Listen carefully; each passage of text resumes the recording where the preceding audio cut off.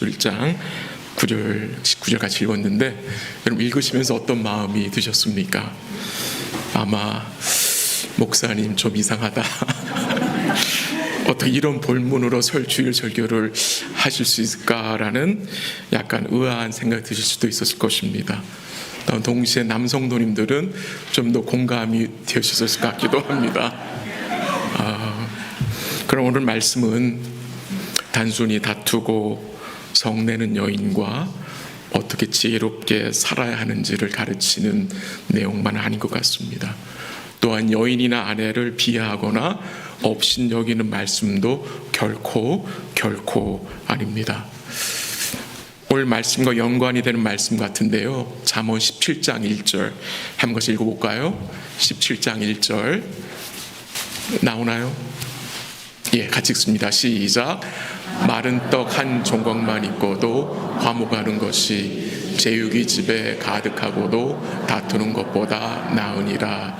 아멘. 이 17장 1절에서 강조되는 말씀은 화목함입니다. 이 화목함의 중요성을 깨닫게 하는 말씀입니다. 한 구절 더 읽겠습니다. 잠언 18장 22절 같이 읽지요. 시작. 아내를 얻는 자는 복을 얻고 여호와께 은총을 받는 자니라. 아멘. 아내를 얻는 자는 뭘 얻었어요? 복을 얻었고 뭘 받은 자입니까? 여호와의 은총을 받은 자입니다. 이 정도면 남성도는 입에서 아멘이 좀 나와야 되는데 아멘이 나오지 않았네요. 소부를 하셨을 거로 생각이 됩니다. 네, 이제 나왔습니다.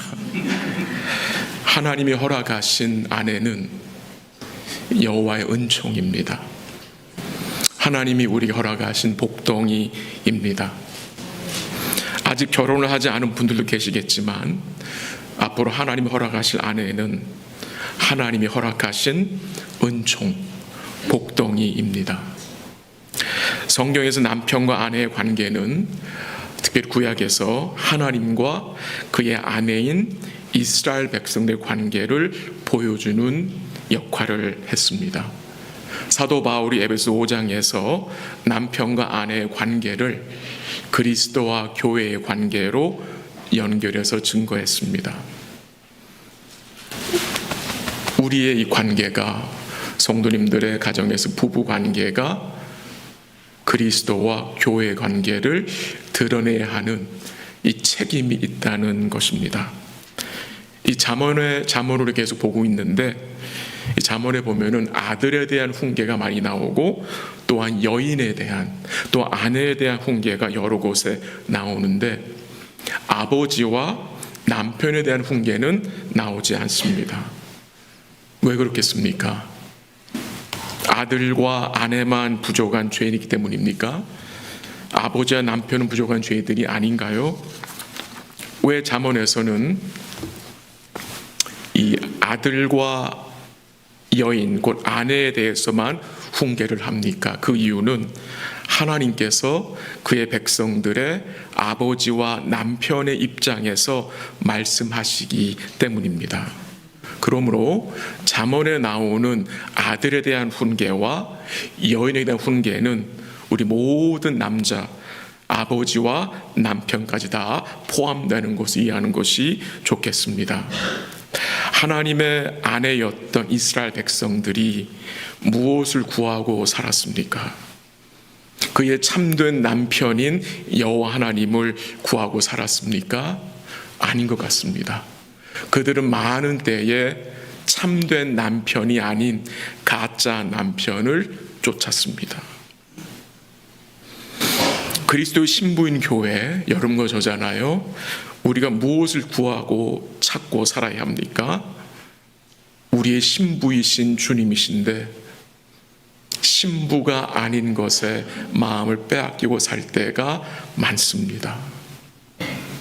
근데 우리 신랑 되신 주님은 그렇게 부족하고 연약한 우리를 버리지 않고 끝까지 붙드시고 세워 가시는 것입니다.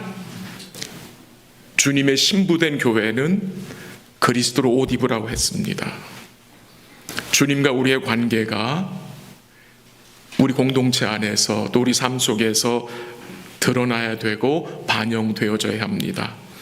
마치 부부의 관계의 모습이 자녀들에게 보여지고 선한 영향력을 끼치듯이 주님과 우리의 관계의 복된 모습이 함께한 교회 공동체 안에서 또 여러분의 생활 속에서 드러나야 한다는 말씀입니다. 오늘 본문 말씀 잠언 21장 9절과 19절 말씀은 우리가 너무나 단순하게 생각하지 않았으면 좋겠습니다. 다투며 성내는 사람 피해서 그냥 조용히 있어라. 고생이 돼도 움막 같은 데서 사는 것이 속편하다라는 식으로 이해하면 안 되겠습니다. 이 다툼과 성냄의 시작이 보통 말로 비롯될 때가 많은 것 같습니다. 당신은 항상 그랬어라는 말, 남자들 자주 듣죠. 그리고 당신은 한 번도 한 적이 없어라는 말도 듣습니다. 여러 차례 했는데 한 번도 안 했다고 그런 말을 들을 때가 있습니다. 때로는 우리가 분을 낼 때도 있잖아요. 화를 낼 때도 있는데 몇 주 전에 말씀드린 대로 이 선한 분노가 우리에게는 필요합니다.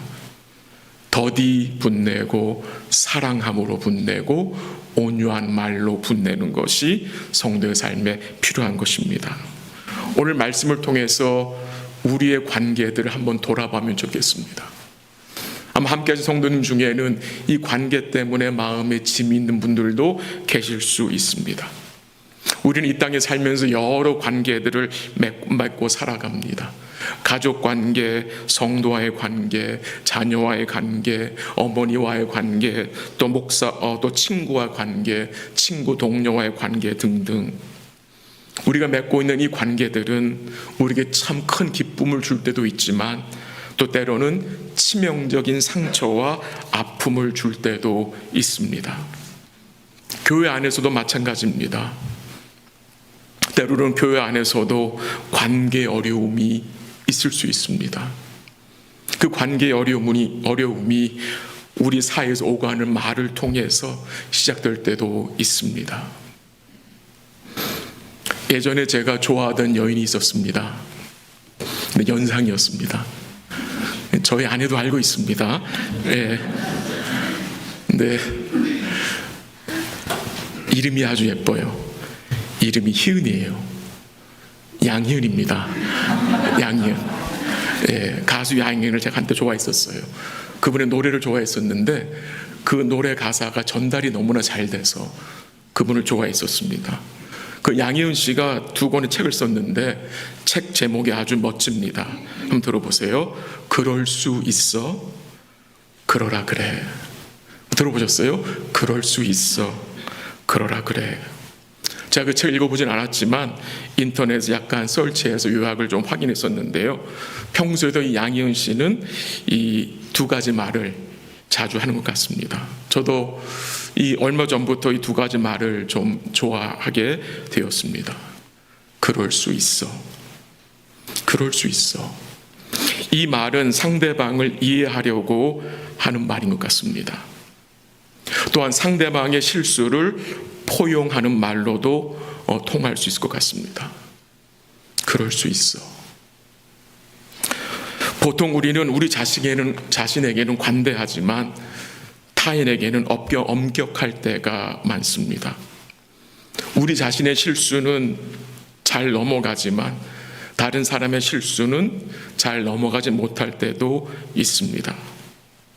우리가 관계를 맺고 화목함을 지켜나가기 위해서 그럴 수 있어 라는 말이 우리에게 필요한 것 같습니다. 그러니까 다른 지체를 이해하려는 넉넉한 마음입니다. 또한 다른 사람의 실수를 보듬어 줄 수 있는 아량이 포함된 말인 것 같습니다. 우리는 대부분 우리 입장에서 우리의 기준으로 상대방을 이해하려고 할 때가 많습니다. 그럼 굉장히 힘들어집니다. 그것보다 상대방의 입장에서 그럴 수 있겠구나라는 생각을 가지면 좋겠습니다. 그러니까 진리에 어긋나지 않는 이상은 그런 생각을 갖는 게 이 교회 공동체 안에서 필요한 것 같습니다. 저의 아내도 저한테 자주 그런 말을 합니다. 그럴 수 있어. 그러라 그래. 이 그러라 그래 라는 말, 내 마음에 쏙 들지 않아도 이해하는 마음이잖아요. 너그럽게 품으려는 마음이 이 그러라 그래 라는 말에 포함된 것 같습니다. 우리가 관계를 맺고 살아갈 때에 우리 마음에 두 가지 생각이 들 때가 있습니다. 첫 번째는 내가 혼자가 아니라서 참 다행이라는 생각과, 또 다른 생각은 혼자 있으면 얼마나 좋을까라는 생각입니다. 오늘 본문이 그런 것 같아요. 다투고 성내는 사람과 함께 있지 말고 그냥 움막에서 혼자 있을까라는 그 생각. 우리 마음속에는 이 두 가지 생각이 다 있는 것 같습니다. 우리가 지금까지 맺어왔던 관계들 한번 생각해 보십시오. 좋은 기억이 아주 많았었지만 또한 동시에 우리의 마음을 아프게 하는 참 슬픈 기억도 있을 것입니다. 우리의 모든 관계 속에는 이 기쁨과 아픔이 공존합니다. 기쁨만 있을 수가 없습니다. 아픔도 있습니다. 왜 그렇습니까? 우리의 관계 속에 주의 은혜가 함께하지만 또한 동시에 우리의 관계 속에 우리의 죄가 드러나기 때문입니다. 우리의 죄가 드러납니다. 관계 속에서 다른 지체의 죄를 봤을 때 이런 마음이 좋지 않잖아요. 마음이 무거워지잖아요. 그런 게 계속 반복될 때가 많잖아요. 그리고 우리는 부족해서 나의 부족함보다는 다른 지체의 부족함을 보고 그 다른 지체의 부족함을 더 크게 확대 생각할 때도 많습니다. 그런 마음이 들게 되면 관계를 회복하는 것이 매우 어렵게 되고요. 그 관계를 어떻게 합니까? 포기해 버립니다. 그런 포기하는 것이 자주 반복이 되면 영적으로 성장할 수가 없고요. 또 그런 일을 당했을 때 또 힘들어하고 또 더 힘든 가운데로 빠져들게 되기 때문입니다.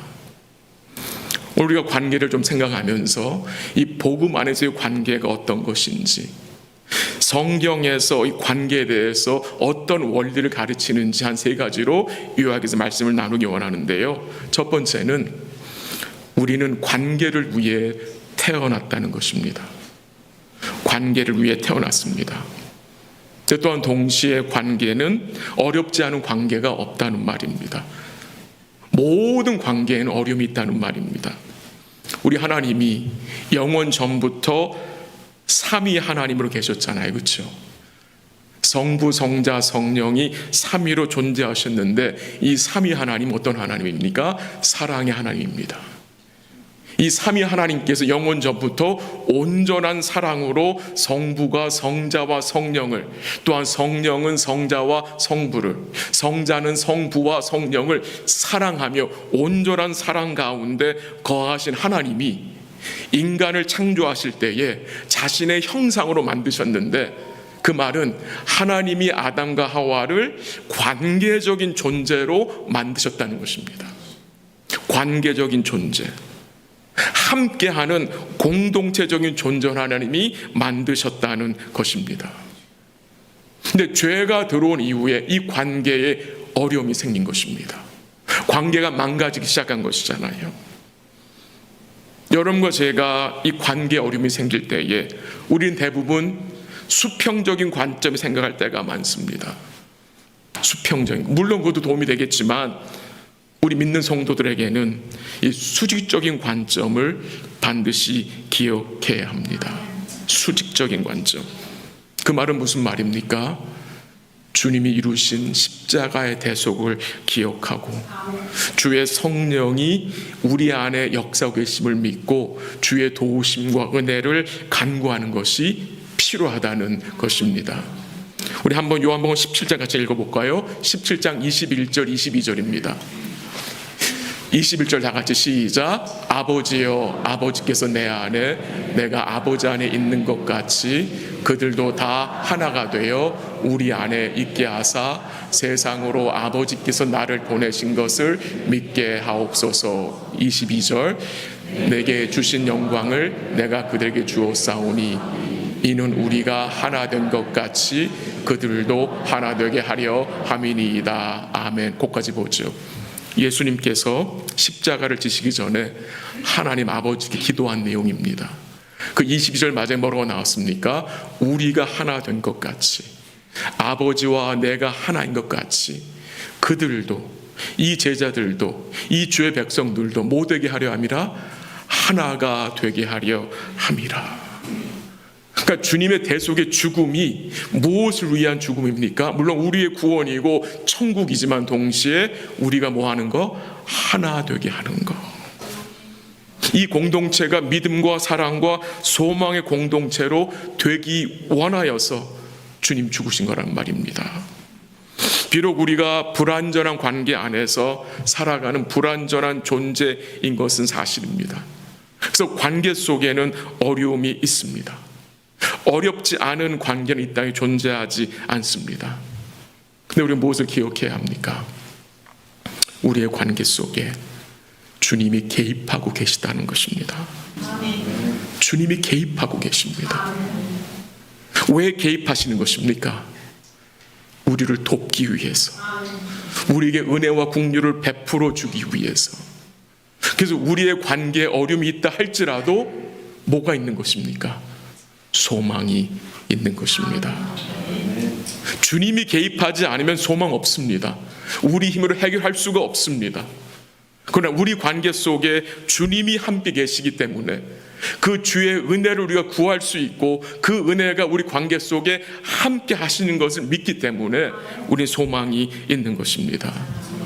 두 번째로, 우리는 관계 속에서 어려움을 겪을 때에 이게 뭔가, 이 관계가 정말 가치 있는 것인가, 무의미하게 생각될 때도 있습니다. 관계에 대해서 의구심이 들 때도 있다는 말입니다. 그래서 우리는 다른 사람을 탓하고 다른 사람의 약점과 실패만을 주시할 때도 있고요, 우리의 힘으로만 이 일을 해결하려고 할 때도 있었습니다. 그리고 어떻게 해서든지 하룻밤 사이에, 며칠 사이에 이 관계를 회복하려고 인간적으로 애썼던 적도 있었습니다. 근데 관계는요, 회복에는 시간이 걸립니다. 시간이 필요합니다. 왜 시간이 필요합니까? 그 시간들을 통해서 하나님 우리의 마음을 뭐 하십니까? 어루만지시고 변화시키기 때문입니다. 내 마음의 변화가 없으면 다른 지체를 받아줄 수가 없습니다. 안 됩니다. 다른 지체를 받아주지 않으면 하나님 관계에도 문제가 생깁니다. 말씀이 들리지 않습니다. 기도가 안 됩니다. 우리는 우리의 관계적인 어려움을 통해서 우리 자신이 얼마나 성숙하지 못한 자인지를 깨닫게 됩니다. 그게 아주 중요합니다. 나의 죄를 인식하게 됩니다. 이것이 복인 것입니다. 나의 미성숙함을 깨닫고 나의 죄를 깨달아야 뭘 할 수 있습니까? 주의 은혜를 구할 수 있습니다. 나의 미성숙함을 보지 못하면, 나의 죄를 보지 못하면 주를 찾을 수가 없습니다. 주의 은혜를 간구할 수가 없습니다. 구한다 할지라도 형식적인 샬로한 것을 구하게 되는 거 아니겠습니까? 그래서 하나님이요, 관계를 통해서요, 관계의 어려움을 통해서 우리의 자신을, 부족함을 보게 하십니다. 그것이 축복입니다. 그 부족함을 통해서 뭐하게 하시는 것입니까? 온전하신 주님을 붙잡게 하시는 것입니다. 마지막으로 세 번째는요, 우리의 모든 관계 속에는 확고한 소망이 있다는 것입니다. 확고한 소망. 우린 관계 때문에, 그 관계에서 만난 여러 가지 복잡함 때문에 낙심할 때도 있었고요, 지칠 때도 있었고요, 힘들 때 얼마나 많았습니까? 우리 성도들 기억해야 할 것은 그 모든 관계 속에는 확고한 소망이 있다는 말입니다. 모든 관계의 기초가 되는 것, 관계에 힘을 주는, 모든 관계를 붙드는 그 근본이 있는데 그것이 무엇이냐? 바로 우리 주님의 대속입니다. 주님의 대속의 은혜입니다. 우리 주님을 붙들어야 관계의 회복이 임할 수 있는 것입니다. 우리 주님 십자가상에서 이렇게 말씀하셨죠. 나의 하나님, 나의 하나님, 어찌하여 나를 버리셨나이까? 외치셨죠. 그 외침에 하나님 아버지께서는 침묵하셨습니다. 사랑받는 아들이 사랑하는 하나님 아버지께 왜 나를 버리셨습니까? 라고 외쳤을 때에 아버지가 어떻게 하셨습니까? 침묵하셨습니다. 일시적으로 하나님 아버지께서 사랑하는 아들을 뭐 하신 것입니까? 버리신 것입니다. 왜 버리신 것입니까? 여러분과 저를 구원하시기 위해서, 우리를 하나님 아버지와 영원한 화목을 이루기 위해서 아들을 버리신 거 아니겠습니까? 우리가 관계의 회복을 위해서는 우리 대속의 주님을 기억해야 하고, 그가 우리 때문에 버림당하셨음을 우리는 생각해야 하는 것입니다. 그래서 그 주님의 대속의 은혜를 통해서 여러분과 제가 다른 지체들과 관계를 맺을 때에 주의 은혜를 또한 긍휼을 누릴 수 있는 것입니다. 우리 주님의 순종하심과 십자가의 대속과 죽음을 통해서 우리는 두 가지 본질적인 회복을 얻게 되었는데요. 첫 번째는 무엇입니까? 하나님과 우리의 관계가 영원히 회복된 것입니다. 이 관계는 망가질 수가 없습니다. 이 관계는 떨어질 수가 없습니다. 저희가 한 것이 아니라 예수님의 대속을 통해서 이루어진 관계이기 때문에, 그리고 그 관계를 토대로 하여 여러분과 우리의 관계, 가정에서도 교회 안에서 관계가 뭐 할 수 있는 것입니까? 주의 은혜를 의지하여 다시 새롭게 회복될 수 있다는 것입니다. 주님을 믿고 살아도 삶 속에서 관계적 어려움을 만날 수 있습니다. 주님을 의지하고 살아도 어려운 관계 속에 주님이 역사하고 있다는 것이 보이지 않을 수 있습니다. 그러나 주님이 그 관계 속에서 역사하고 계시다는 사실을 우리는 믿어야 하는 것입니다. 그 과정을 통해 주님 어떻게 합니까? 여러분과 저를 주님 닮은 사람으로 세워가시고, 또한 주님의 은혜를 주셔서 모든 관계 속에 복된 열매를 맺도록 인도하실 것을 믿습니다. 그 하나님의 역사가, 그 은혜의 역사가 요셉의 삶에서 증거가 됩니다. 우리가 아는 그 요셉, 얼마나 관계적인 어려움이 있었습니까? 요셉과 형들과의 관계가 어떤 관계였습니까? 형들이 얼마나 요셉을 미워했었습니까? 물론 요셉도 잘못한 게 분명히 있을 것입니다. 그 관계 속에서 요셉과 형들은 미움, 갈등, 괴로움, 원망스러운 생각들, 그 얽히고 설킨 그 관계 속에서 너무도 힘들고 어려웠을 것입니다. 근데 우리가 뭘 깨닫게 됩니까? 하나님께서 요셉의 마음과 형들의 마음에 개입하셔서 은혜를 베풀어 주셨다는 것입니다. 그 얽힌 관계 속에 주님이 함께 하심으로 그들의 마음을 어루만지셨고 은혜를 베풀어 주셔서 그 형과 요셉과 형들의 마음이, 그들의 관계가 어떻게 됐습니까? 회복되었다는 것입니다. 근데 거기서 끝나지 않습니다.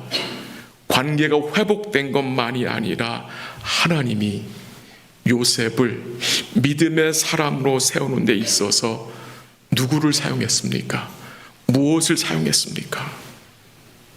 힘든 형들과의 관계를 사용하셔서 요셉을 믿음의 사람으로 세웠다는 것입니다.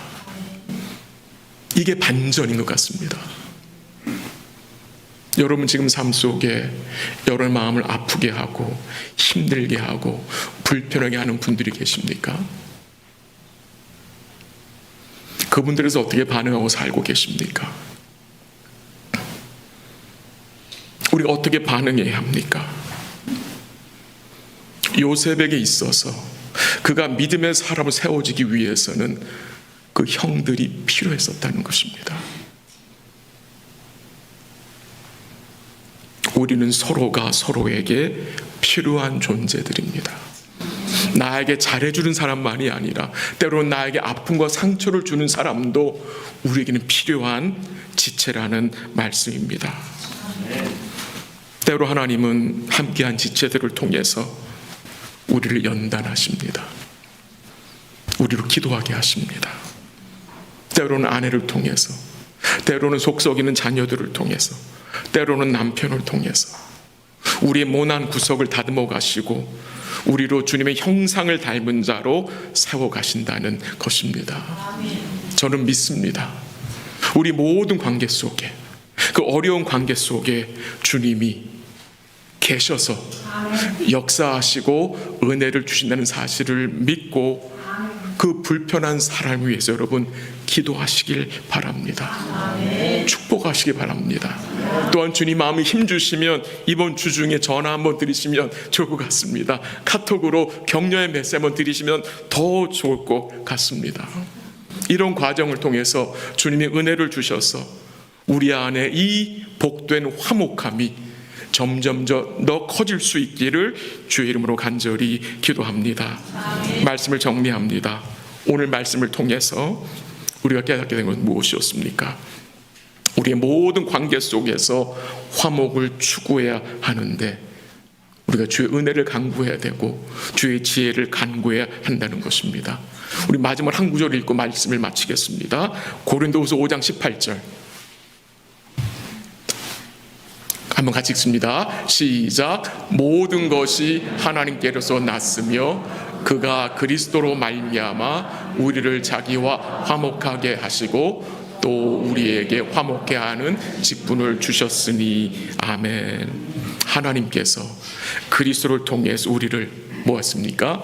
자기와 화목하게 하셨습니다. 그리고 우리에게 주신 직분이 있습니다. 어떤 직분을 여러분과 저에게 주셨습니까? 화목하게 하는 직분을 주셨다는 것입니다. 화목하게 하는 직분. 이 직분 주의 은혜에 의지하여 잘 감당할 수 있기를 기도합니다. 우리 사랑하는 성도들과 제가 피스 브레이커이 되어서는 안 될 것 같습니다. 피스메이커. 화평을 깨는 자의 삶이 아니라 화평을 도모하며 화평을 지키는데 우리가 쓰임받기를 원하고요. 이번 주간도 우리의 삶이 이 화목하게 하는 직분을 주의 은혜에 의지하여 잘 감당하시는 복된 삶이 될 수 있기를 기도하고요. 그런 삶을 살 수 있도록 우리 사람 모든 성도들이 말씀과 기도 가운데 주님 의지하고 주의 은혜를 간구하는 복된 삶 되시기를 주의 이름으로 간절히 기도합니다. 같이 한번 기도하겠습니다.